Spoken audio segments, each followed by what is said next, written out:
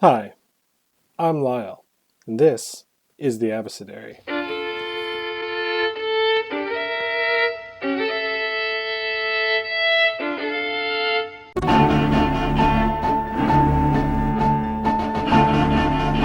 The Abecedary is a comic based on definitions and quotations from the Oxford English Dictionary. Each Abecedary is based on the example quotation for a subject word.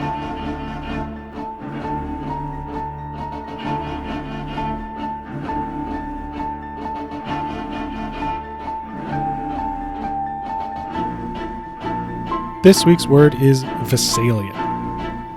Vesalian. Adjective.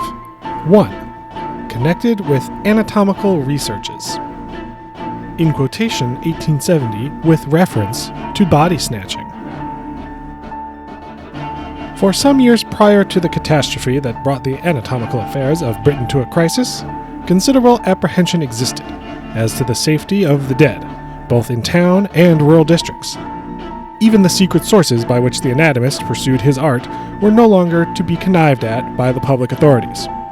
Rumor, with its 1,000 tongues, magnified the horrors of the situation, whilst the imagination of the sorrowful as to the fate of their lost ones helped to pile up the agony far beyond the real facts of the case.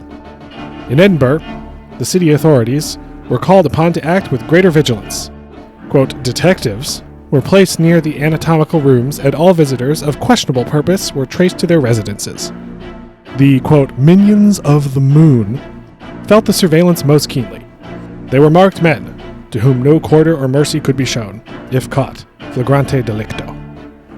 Being ferreted out of their old haunts by the terriers of the law, and finding no shelter or safety in the worst slums of the old town, these outlawed caterers for science were forced to make raids across the borders, or to take ship to Ireland.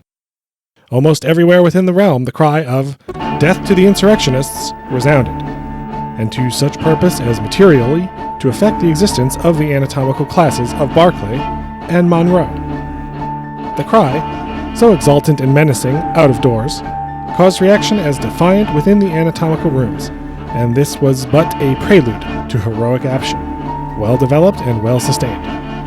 The students, organized in bands and under good leadership, set out on Vesalian crusades, and succeeded beyond expectation. The greatest triumphs fell, however, to more experienced hands, and one lecturer especially signalized himself in both these times.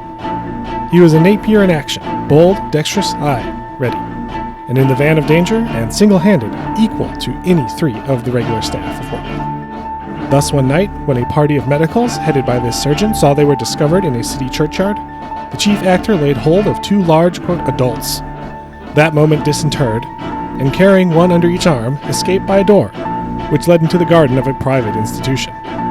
Perhaps no man in Edinburgh could have done such a feat of strength, or made so good a retreat, whilst under the cover of blunderbusses.